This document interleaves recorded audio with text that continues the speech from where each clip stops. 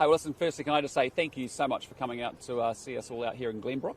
I'm spending the day in the Port Waikato electorate before some events in Auckland this evening.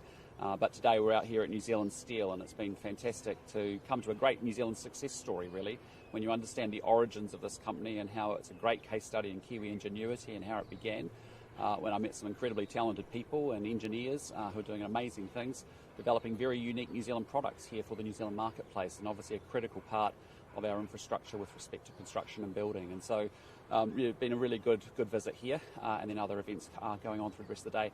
Obviously the big news of yesterday was a government that actually made a very rapid turn on a KiwiSaver tax, as it should have, because clearly we know that we just can't trust this government on the economy or on tax, and as a result, because they're spending like they've never spent before, they're not getting the outcomes, they need to keep finding new and interesting ways to tax people, and I think Kiwi saw that very clearly yesterday, which was fantastic, that the country stood up to that and actually stopped it. With that, happy to take any questions you may have. Why did you change your mind about ruling out working with Brian Tamakis? Oh, look, I don't think it's a big surprise. If you go back and look at my comments since the questions were first raised with me, that was, look, I just think, I just don't think they'll make it. I don't agree with anything they say.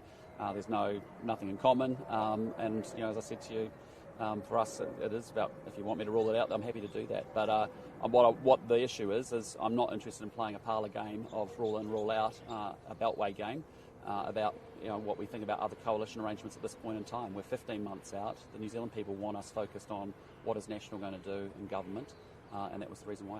So why did you say it earlier? Well, as I said to you, because ruling parties in and out, it starts with what about Party X, what about Party Y, what about Party Z? And actually that's not really what we want to be doing. We've got to focus on the National Party and make it very much about what it is.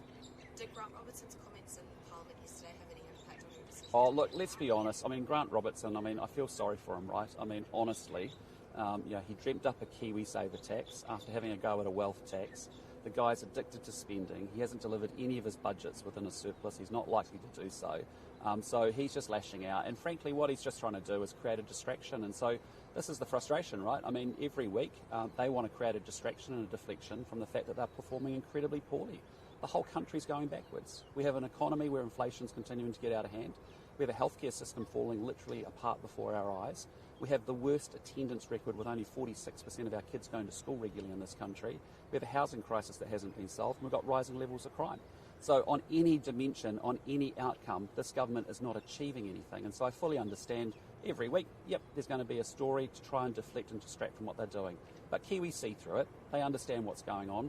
It may be interesting within the Beltway of Wellington, where Grant Robertson's from, but outside in real New Zealand, where I spend a lot of my time in any given week, there are real concerns and real issues, and this government's not delivering for Kiwis.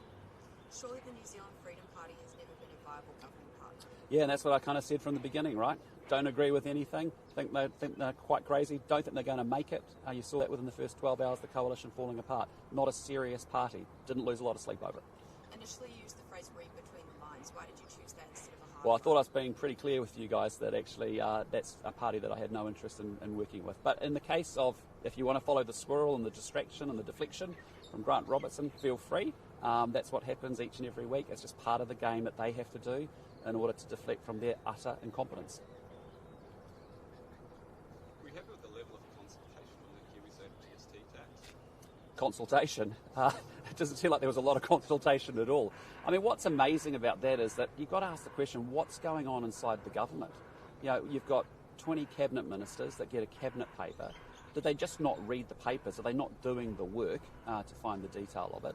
Or did they consciously agree that actually, no, it's a fantastically, stunningly brilliant idea to tax hard-working Kiwis in a cost of living crisis at a time if you can save money and you put it into your KiwiSaver account, we're going to tax you and destroy $103 billion worth of value of Kiwis' balances. So there's a whole bunch of questions that you've got to start to ask about that decision-making process and why they got to that point. What about the comparison with it bringing us closer in line with Australia? I can tell you now, you can say whatever you want and they'll say whatever, they'll try and dress it up. The bottom line is this was an absolute utter tax grab, right? And they were trying to fleece it over. They tried to sneak it through in a large tax omnibus sort of bill.